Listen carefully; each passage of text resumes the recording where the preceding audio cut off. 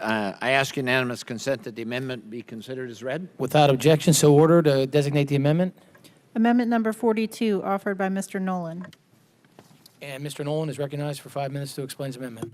Mr. Chairman, my amendment will preserve the mandatory $113 million fund to the Department of Transportation for the Essential Air Services program.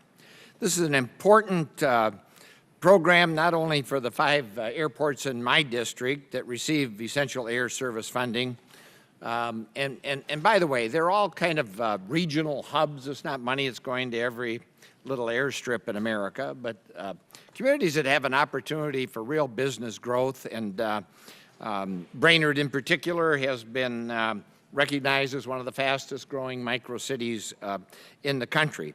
But in addition to Bemidji and Chisholm and Hibbing and International Falls, other communities up in our area, there are 166 other airports all across the country that rely on this critical program for aviation success and community and business growth.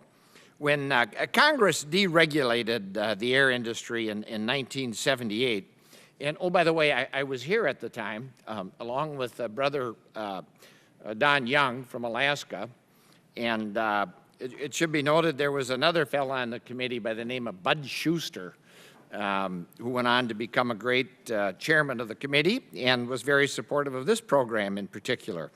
But it was done in '78 with a promise that air service essential to rural America would continue.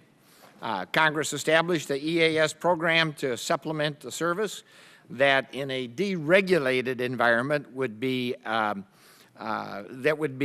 offered absent this kind of support. It's critically important to the ability of these small, medium-sized growth communities to attract new businesses, to create more good-paying jobs, boost tourism, compete with larger metropolitan areas. In the most recent fiscal year, the EAS program funding totaled $279.9 million, with 113 of that million in mandatory funding that comes from overflight fees charged to the operators of aircraft that transit U.S. airspace without taking off or landing in the United States. That $113 million in mandatory funding, or 38% of the total EAS funding, is critical to the vitality of this program. Yet, Mr. Chairman, this bill will sunset the mandatory funding component once the air traffic control system is privatized and the new private air traffic control provider begins charging its own fees to those foreign operators. More than a third of the EAS program funding will lose its mandatory guaranteed status if that injustice in this legislation is allowed to happen.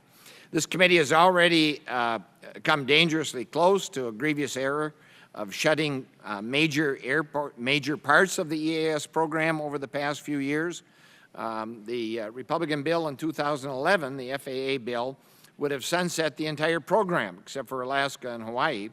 The Trump administration budget for fiscal year 18 proposed to eliminate $175 million in discretionary appropriations for the Essential Air Services program. For such a modest investment, EAS funding provides huge returns. It links rural communities to the domestic and international systems of commerce. Every time Congress has confronted a proposal to decimate EAS, cooler heads have prevailed and the program has been preserved. Let's make sure we prevail again.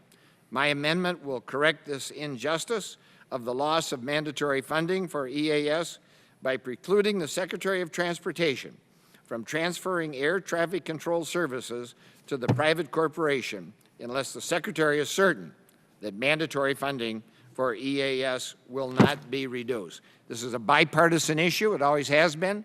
There's no reason it should not have bipartisan support today. I urge my colleagues to accept this amendment. Mr. Chairman, I reserve the balance of my time. I thank the gentleman, and I, at this point, must